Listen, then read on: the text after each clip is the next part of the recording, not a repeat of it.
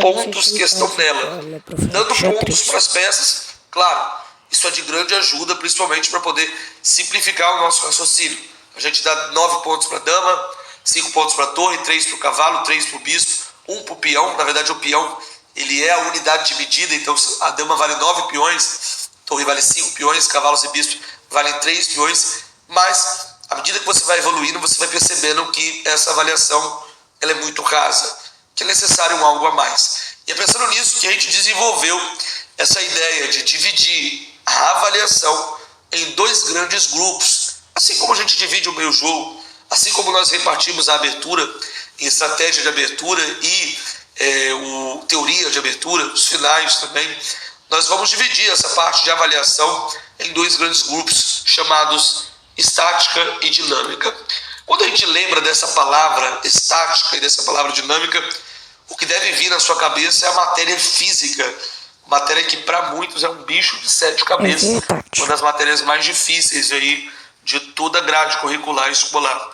E dentro da física a gente escuta muito sobre estática e sobre dinâmica. E no xadrez esse conceito ele é muito aplicado. Nós precisamos, para poder identificar o tamanho da vantagem, para poder identificar se nós estamos piores ou se nós estamos melhores na posição, identificar os aspectos estáticos e dinâmicos da posição. A vantagem ela pode ser uma vantagem estática ou pode ser uma vantagem dinâmica. E a gente vai dividir isso aqui de forma simples. Por exemplo, estática é tudo aquilo que está associado ao longo prazo. Verdade. Exemplos: vantagem material é uma vantagem estática, estrutura de peões é uma vantagem estática, par de bispos é uma vantagem estática também. O problema do par de bispos é que ele também é uma vantagem dinâmica, a gente vai ver isso. E tudo isso está associado à estratégia. Se você tem uma vantagem material, o tema que vai regir a posição ali, o tema que vai regir a posição, que vai te direcionar, são temas estratégicos. Você precisa consolidar essa vantagem e direcionar o jogo de uma forma tranquila. Se a sua estrutura de peões for melhor, a sua vantagem ela não vai ser uma vantagem de curto prazo. Isso vai te dar uma vantagem lá no final do jogo. E o mesmo vale para a vantagem material, para o par de bispos, diversos outros tipos de vantagens que nós temos aí na partida de xadrez. Já as vantagens dinâmicas são vantagens de curto prazo. Tudo que tem a ver com tática. O que a gente conhece como iniciativa, vantagem dinâmica. Segurança do rei, um rei mais seguro, você tem uma vantagem dinâmica também. Melhor desenvolvimento, vantagem dinâmica. O que significa isso? Significa que você tem que aproveitar a sua vantagem imediatamente. Se você tem iniciativa, um rei mais seguro ou um melhor desenvolvimento, se passam 5 lances na sua posição, essa vantagem vai ser perdida.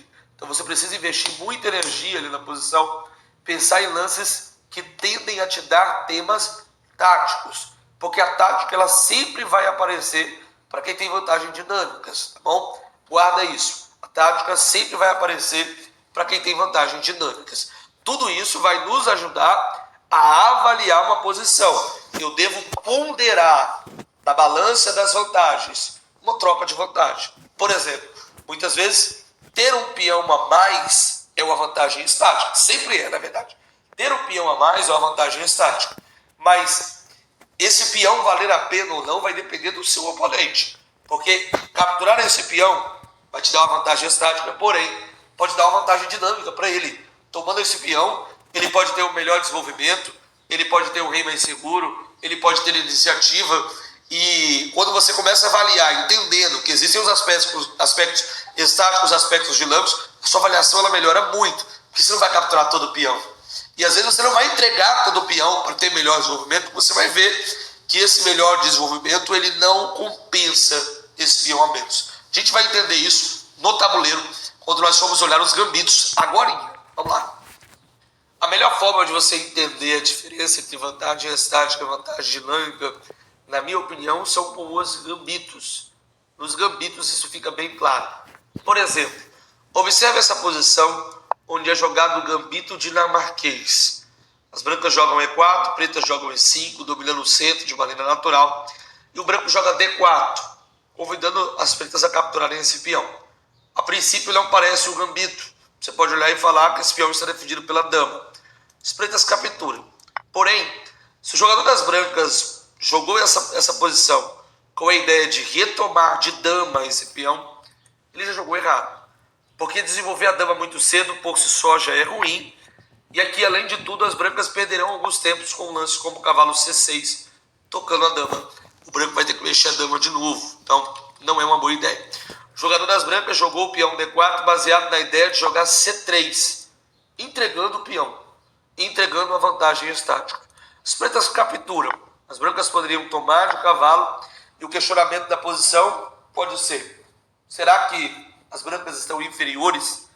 Tem um peão a menos. Ou seja, nesse momento as negras possuem uma vantagem estática, uma vantagem de um peão a mais. Porém as brancas têm uma vantagem dinâmica. E algo importante ressaltar: no nível iniciante, as vantagens dinâmicas valem muito mais do que as vantagens estáticas. Mas muito mais mesmo. Verdade. Porque o iniciante não sabe se defender. Ele tem dificuldade de se defender. Então, se você botar jogadores que estão começando, ensinar essa posição para um jogador como esse, o jogador das pretas, mesmo tendo um peão a mais aqui, ele vai ter muita dificuldade de se defender. Observe, novamente, pretas com o peão a mais, brancas com desenvolvimento. Agora, um bom jogador vai avaliar se compensa, se realmente a compensação ela é suficiente. Que tem alguma compensação na balança, nós sabemos que tem. Por exemplo, a vantagem das pretas deveria ser aqui de 1 ponto de vantagem, porque tem um peão a mais. Mas... Ai, galera, se você não é inscrito, vai se inscrevendo. Por favor, me ajudem. Eu quero bater 100 inscritos. Com certeza não é, porque as brancas têm uma vantagem dinâmica, estão melhores desenvolvidas. A questão é: isso é o suficiente para equilibrar a posição? Ou é suficiente para dar uma vantagem para as brancas? Ou será que não é suficiente para equilibrar? Isso aí, com o tempo, você vai ganhando. O importante é você entender, nesse momento, que as brancas também têm algo na balança. Alguns jogadores mais audaciosos jogam o bispo C4 aqui. E depois de peão, toma B2, agora retomam. As brancas possuem 2 peões a menos nessa posição. Porém, olha o desenvolvimento das brancas. Os bispos apontando para a ala do rei das pretas. O preto vai ter uma certa dificuldade de rocar. É a posição dos sonhos para o jogador que gosta de posições dinâmicas. Novamente, estática, vantagens de curto prazo. Existem momentos que só um lado vai ter vantagem. Ganhou o peão, o cara não tem nada. Ótimo, perfeito. Mas existem momentos que você ganha o material e o seu oponente ganha alguma coisa. Avaliando um outro gambito, por exemplo, como o gambito da dama, que muitos vão dizer que não é um gambito porque esse peão sempre é recuperado, né? Mas vamos supor que esse peão não seja recuperado. Nessa situação, as pretas têm um peão a mais, mas sabemos, o preto tem um peão a mais. Neste momento, é dificílimo defender esse peão. O preto deve jogar um lance como esse aqui e pode sofrer para defender esse peão e pode acarretar outros problemas mais graves. Mas vamos supor que ele consiga defender, assim como naquela eslava, defesa semi-eslava, variante Moscou, muito conhecida. Vamos supor que ele, de alguma forma, ele consiga defender. As brancas aqui ainda possuem compensação, porque elas possuem 2 peões centrais. Isso dá uma vantagem para as brancas. Enquanto as pretas têm uma vantagem estática, as brancas têm uma vantagem dinâmica. Centro móvel. E o branco deve jogar focado em atacar, focado no dinamismo, focado na iniciativa. Isso até porque, se todas as peças forem trocadas, as pretas estarão melhores nessa posição. Então é um problema sério que muitos jogadores eles não ligam e acabam ficando piores em posições ou deixando de aproveitar posições que estão melhores. Pensando em melhorar a nossa capacidade de avaliação, um grande mestre soviético chamado Jack Dorfman, treinador renomado, ele desenvolveu o método Dorfman de avaliação para poder facilitar a nossa vida nessas posições difíceis, nessas posições mais complexas, onde você precisa tomar uma decisão e entender qual vantagem vale mais, qual dessas vantagens é mais importante. O que o Dorfman vai dizer em seu método? Primeiro, é uma ferramenta poderosa para poder auxiliar jogadores que desejam avaliar uma posição de maneira lógica, objetiva, show. Mas o mais eficiente, a melhor coisa que ele fez é hierarquizar. Ele cria uma hierarquia de avaliação, onde observando essa hierarquia e aprendendo essa hierarquia, você consegue entender qual vantagem vale mais para determinado tipo de posição. Para abertura, um tipo de vantagem é mais importante. Para o meio jogo, outro tipo de vantagem é mais importante. E a gente vai ver isso. Por exemplo, o jogador iniciante, quando ele vai avaliar uma posição, deixa eu já colocar aqui, ó, o jogador iniciante, quando ele vai avaliar uma posição, a primeira coisa que ele vai olhar é o material. Alguns deles vão olhar o material, vão ver e vão falar, peraí, essa posição aqui, o jogador tem mais pontos, tem uma qualidade a mais, tem um peão a mais, então fulano está melhor. Mas não é assim. O Dorfman, ele mostra pra gente que o primeiro critério não é o material. Isso é importantíssimo para você lembrar.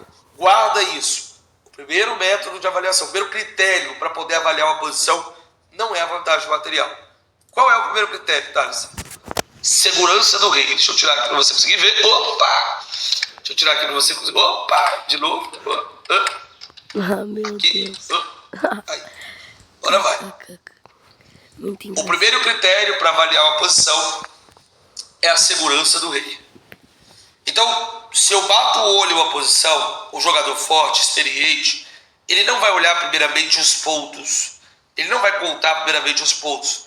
Ele vai ver se o rei está seguro. Qual dos reis está mais seguro? Até porque não adianta ter dama, torre, bispo, cavalo a mais se você estiver tomando checkmate em um movimento. Sempre o rei é o mais importante. E até por isso que esses sacrifícios no começo do jogo, esses gambitos, eles são relevantes, porque eles colocam o rei em perigo. Por exemplo, olha essa posição do ataque fegatelo. O ataque fegatelo, ou ataque fígado frito, surge a partir da seguinte ordem de lance: E4, E5, cavalo F3, cavalo C6, bispo C4, ou seja, o que nós temos no tabuleiro é uma abertura italiana, e o jogador das pretas joga o tradicionalíssimo cavalo F6. E que as brancas observam a ideia de que o bispo está atacando o ponto de F7 e o cavalo pode atacar o ponto de F7, ele vai no ataque fegatelo, ou ataque fígado frito, olhando esse ponto que nós carinhosamente chamamos de o fígado do rei. Como que o jogador das pretas vai defender?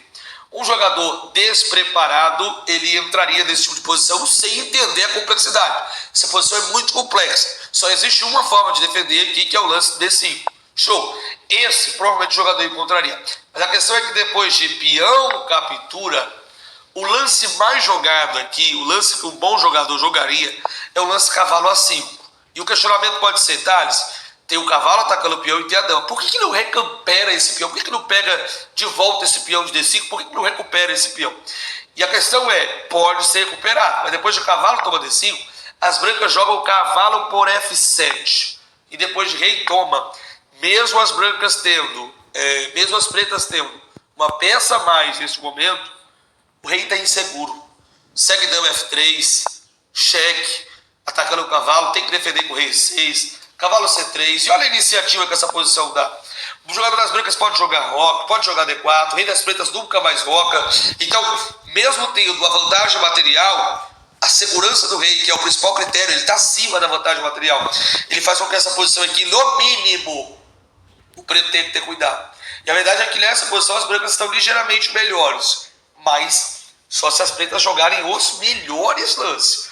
O preto precisa jogar muito bem aqui, porque a posição já é delicada. Lembre-se, o jogador iniciante, o jogador intermediário, ele tem muita dificuldade de defender. E essa é uma posição que vai exigir muito desse atributo. Vai exigir muito que ele defenda.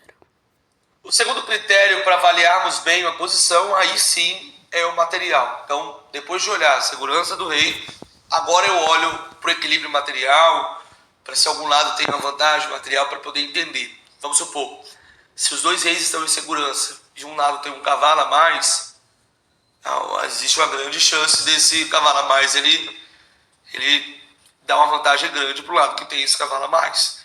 Porque não vai ter uma compensação suficiente. É claro que os próximos critérios podem pesar na balança. Atividade das peças, estruturas de peões. Porém, a vantagem material grande como um cavalo a mais já fica difícil. Fosse um peão para uma estrutura de peões melhores, até vai.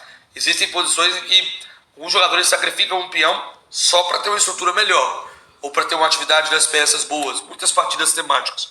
Controle de espaço também é algo importante. E outros fatores posicionais específicos. O fato é, para avaliar bem uma posição, você precisa entender bem esses critérios. Senão, existe um grande risco galera, de você não estar avaliando bem as posições que surgem na sua partida. Fui.